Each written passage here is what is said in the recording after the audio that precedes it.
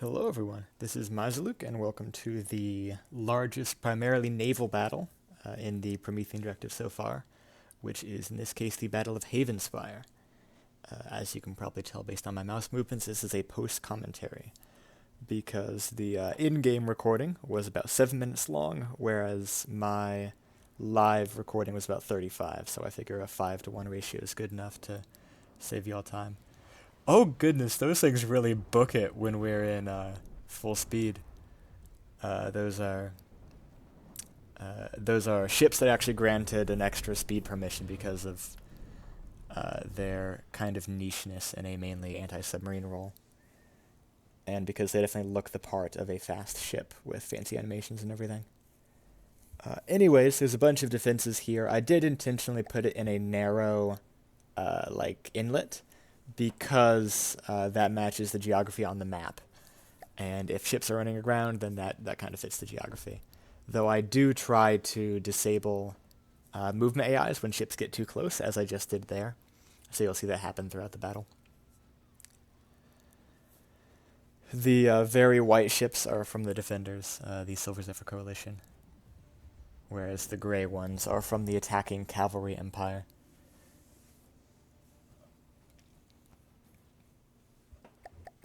There's tons of missiles flying, and then whereas this guy here is a big laser kind of landing craft, which is just chewing through the enemies. I think it's probably the most powerful laser deployed so far. And speaking of, this is one of the funniest moments to come out of the directive so far, is these two ships on enemy teams teaming up to go run over that poor little boss cat.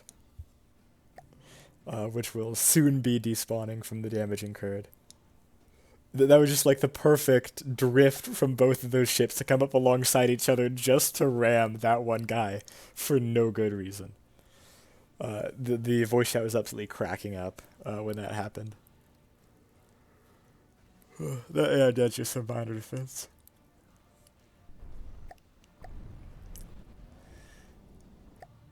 But yep, that really big laser craft is an absolute beast in this battle.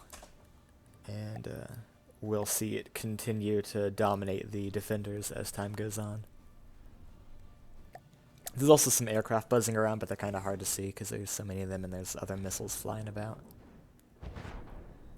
Watching the death throes of that boss cat. I feel like if the defenders just had more missiles, they would have had a chance to eventually get through the armor of that really big laser ship, whose name I'm spacing right now. Actually, I think it's written on the side if the camera ever stays close enough for a little while for me to read it. Or it got knocked off by damage.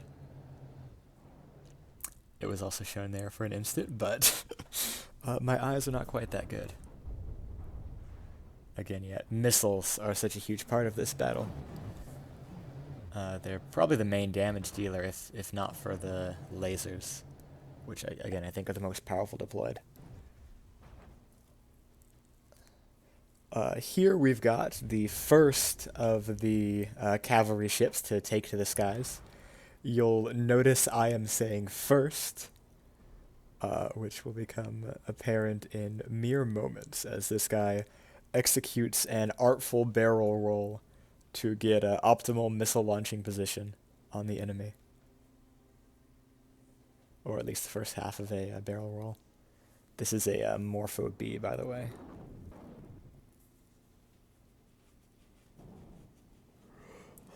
Yeah, there is the other guy who's flying right now, which is the Roy Valk. Those are the ones that I gave extra speed, because they look really cool as hydrofoils. But I went ahead and turned both these guys to off movement so they wouldn't keep flying. It's really funny to see, but I do prefer at least a modicum of realism.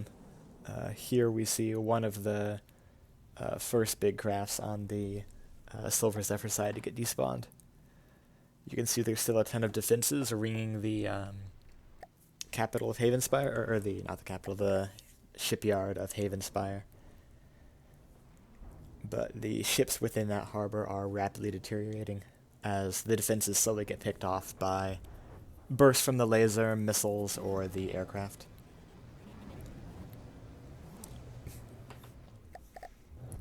just despawning that guy to save on some lag.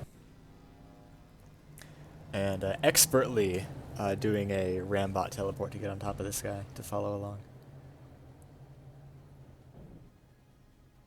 And kind of, yeah, give a look around at what's going on. It's just tearing up those defenses now that they're basically the only thing left. Some of them have partial cover based on how they were spawned, but I generally try to spawn defenses on high points. So you'll notice most of those guys are on ridge lines or on little mountains or hilltops. Here I go trying to stop this guy from ramming land. I think successfully, although it then immediately tries to sink and or capsize.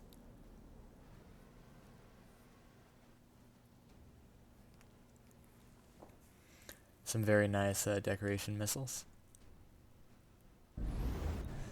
And here we can see that the big craft took a ton of damage to the front of its laser array, probably during the ramming, or possibly from torpedoes or at the start of the battle when it was stuck front siding. But it also becomes apparent that this guy is about to ram either his comrade or the land, for which I was told to leave the AI on and see what happens. Which we will see. Just how good the captain of this ship is. It's not me in control, this is the AI. By the grace of Nick Smart, watch this collision avoidance and weep. Smooth as butter into the strafing turn. If this thing didn't have quite as much mass, it could have made it, but it just, you see it hitting the ground there. And now it's going to run its entire side along these hills here. You see fire starting, probably from ammo getting, or not ammo, fuel cooking off. A little bit more off the front.